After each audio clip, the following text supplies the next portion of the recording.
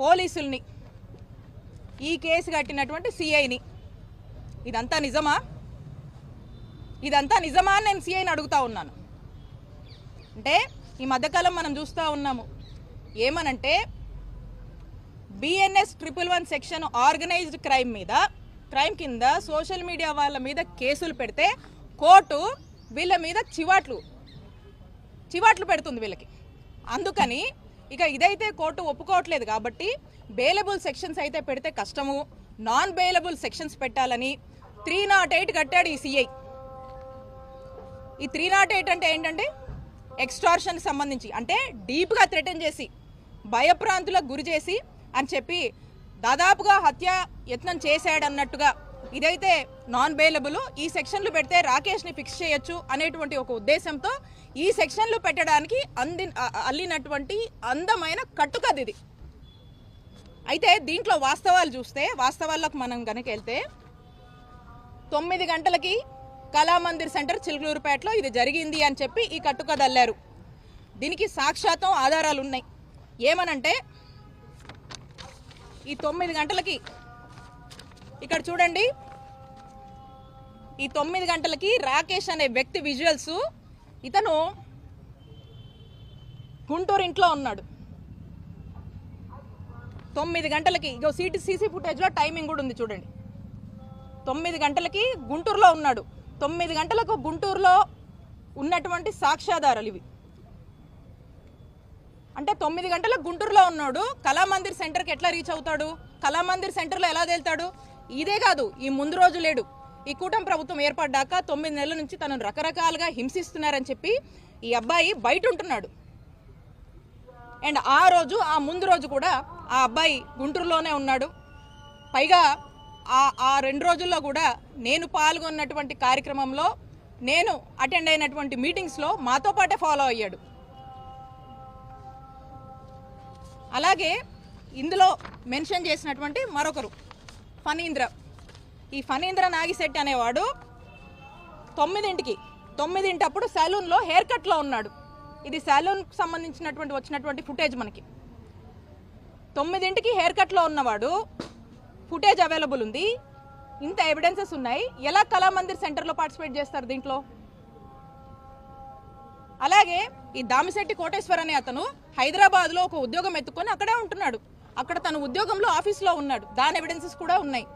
ఈ ముగ్గురు కళామందిర్ సెంటర్లో ఈ విధమైనటువంటి ఎక్స్టార్షన్కి పాల్పడ్డారని చెప్పి నాన్ బెయిలబుల్ సెక్షన్స్ పెట్టి ఈ విధంగా హింసిస్తున్నారు. కూటమి ప్రభుత్వం ఏర్పడిన దగ్గర నుంచి కన్నా మనం చూస్తుంటే ఇప్పటికీ 16 కేసులు ఈ రాకేష్ గాంధీ మీద వేరు ప్రాంతాల్లో ఎక్కడెక్కడో ఏవో కంప్లైంట్స్ ఇచ్చారట, ఉన్నాయట. అందుకని ఇప్పుడు ఇతన్ని హింసించాలంట. అంటే ఒక్కసారి ఆలోచించండి, అక్రమ కేసులు పెట్టే విషయంలో కూటమి ప్రభుత్వం యొక్క పిచ్చి పరాకాష్ఠకు చేరిందని ఈ రాకేష్ యొక్క కేసే, ఈ కేస్ స్టడీయే మనకు ఎవిడెంట్గా ఒక ఐ ఓపెనింగ్గా కనిపిస్తుంది. అక్రమ కేసులు ఏ విధంగా కూటమి ప్రభుత్వం వాళ్ళు కడుతున్నారు, వైఎస్ఆర్ కాంగ్రెస్ పార్టీ వాళ్ళని హింసిస్తున్నారు, జైళ్ల పాలు చేస్తున్నారని.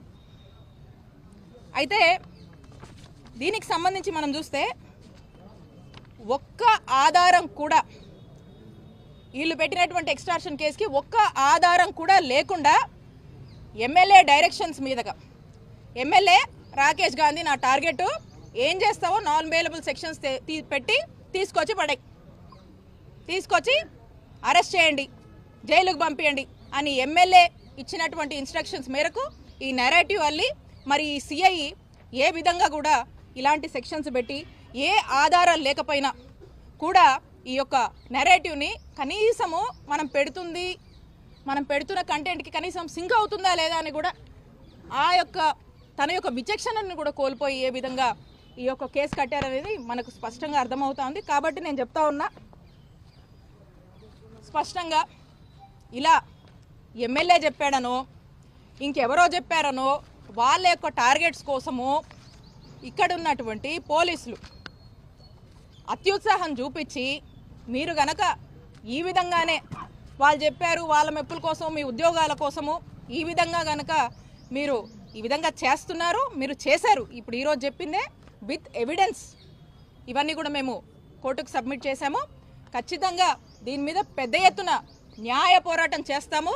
ఖచ్చితంగా ఈ అత్యుత్సాహం చూపించి వాళ్ళ యొక్క మెప్పులు పొంది ఏ విధంగా వాళ్ళ యొక్క రూల్స్ అన్నీ కూడా మర్చిపోయి పోలీసులు వ్యవహరిస్తున్నారో ఖచ్చితంగా మిమ్మల్ని న్యాయస్థానం ముందు ఏదో రోజు నిలబెడతాము. ఖచ్చితంగా చట్టం ముందు మీరు నిలబడి సమాధానం చెప్పుకునేటువంటి రోజు మీకు వస్తుంది. అదే మీకు గుణపాఠం అని తెలియజేస్తున్నాను. అలాగే పోలీసులకు హెచ్చరిస్తున్నాను, మీరు ఇప్పుడు చేస్తున్నటువంటి అంటే ఇది మాకు బాధ అనిపిస్తుంది. మాకు పోలీసుల మీద ఇన్స్టిట్యూషన్స్ మీద చాలా రెస్పెక్ట్ ఉంది. కానీ ఈరోజు వీటిని కూడా మ్యానిపులేట్ చేస్తూ మిస్లీడ్ చేస్తూ ఏదైతే పోలీసులు రాజకీయ మెప్పుల కోసం చేస్తున్నారో, ఏదైతే మీరు ఒక రోజంటూ మీకు వస్తుంది, అప్పుడు మీరు చట్టం ముందు నిలబడి సమాధానం చెప్పుకున్నటువంటి రోజు, ఆ రోజున ఒక్క క్షణం మీరు ఆలోచిస్తారు ఎందుకు అత్యుత్సాహానికి పోయి ఈరోజు ఈ పాపాలకు మేము పాల్పడ్డామో అని. ఆ రోజు మీరు ఒకసారి ఆత్మవిమర్శ చేసుకునేటువంటి రోజు ఖచ్చితంగా వస్తుంది. సరైన గుణపాఠం మీకు చెప్తాము, చట్టం ముందు మిమ్మల్ని నిలబెడతామని చెప్పి పోలీసుల్ని హెచ్చరిస్తున్నాను.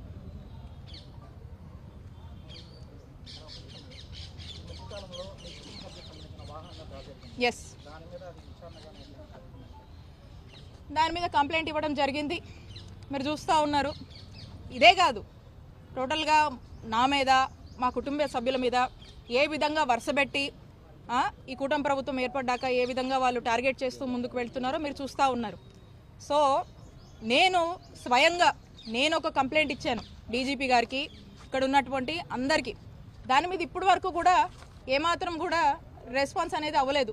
దాని మీద ఇంకా కూడా ఏమాత్రం స్పందించలేదు. మరి ఇలాంటివి అయితే మాత్రం స్పందించడానికి వాళ్ళకి చాలా టైం ఉంది. సో కాబట్టి ఖచ్చితంగా న్యాయ పోరాటం చేస్తాము. డే విల్ కమ్, డెఫినెట్గా they all will be answerable. Thank you.